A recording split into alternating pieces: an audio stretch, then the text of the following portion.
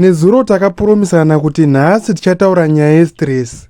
Asi ndisati ndataura nyaya yangu, inini ndoda kumboziva kuti imimi munombokonisida chii pamunenge muchitsvaga munhu wokuzororana naye.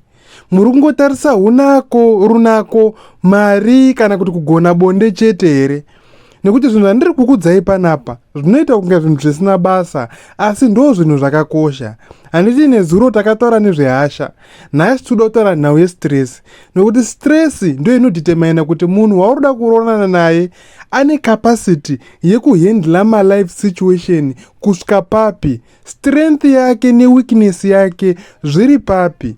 Nekuti stress ndio inoita kuti munhu azoba, nekuti anenge achikurirwa nestress kana kuti tough life situation anokonzerwa nekushaya mari.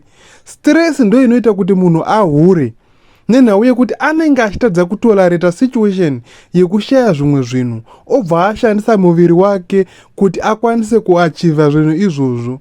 Stress ndio inoita kuti munhu azviuraye, nenyaya yekuti pfungwa dzake dzinenge dzichikurumidza kugumirwa kana achinge asangana nechinhu. Kune vanhu vane brain dzinokurumidza kugumirwa, so vekuti ukamuudza kuti nhingi afa kana kuti nhingi aita accident, anondogumirwa kushaya zvekutoita chako kwakutostika. Saka ini ndini ndichiti paunenge uchidanana nemunhu, tarisawo zvinhu zvandinogara ndichikuudzai paplatform inoyi, nekuti ndo zvinokubatsira kuti uzive kuti munhu iyeye anogarika naye here, uri kurorana netype yemunhu akaita sei. Ende unofanira kuziva kuti stress yacho kana achinge ainayo anoshandisa chii kuipodza. Vamweni vanoshandisa doro kana kuti madrugs kana achinge aine stress. Vamweni vanoita chihure kuti vatonhodze stress. Handiti uri kuona? Saka gara waziya iwewe kuti munhu wako akamira sei, nekuti stress ndio inodhitemaina weakness kana kuti strength yake. Ingawani makambani anogadzira zvinhu zvakafanana nemagas cylinder, matayi emotikari anotomboiswa pressure kuti vaone kuti stress level yacho inokodzera here kuti chinhu chipinde mumarket. Newewo unofanira kuona kuti stress level kana kuti capacity yemunhu wari kudanana naye inokodzera here kuti uvake musha nemunhu iyeye, nekuti ndo type yevamwe vanhu vanozokunetsai. Ari murume baba wepamba mukataka problem akutoenda kunoudza mai vake, kunetsana kanhu kadiki diki, nyaya yakutodzwa vanhu vese vese, kutadza kuhandla stress.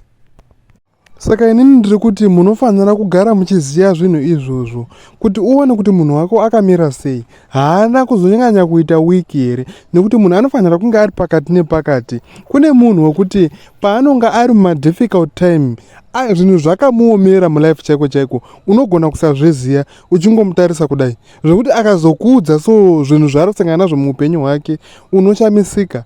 Koita vamwe vekuti hautombobvunzi, unotozoona kuti uyu munhu ari pama1 uyu. Saka different situation dzekuti munhu anohandla stress mumaways akasiyana. Kwete kuzororana nemunhu wokutoti vanhu vanotozeza kumuudza zvinhu zvakarema nenyaya yekutoziva kuti haana.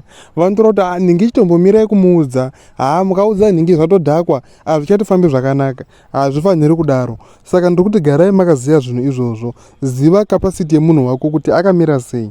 Kana akanyanya kuita wiki, zvitori nani kuti utosiyana naye, nekuti munhu asikagoni kuhandla stress, kakaona kacho stress yacho ane offloadera pauri iwewe. Iwewe ndo ucharemedzwa, ine ndo ucharamba uchirwadziwa nemunhu iyeye. I hope panyaya yestress apa mapabata, tisati taenderera mberi kuti titaure zvimwe.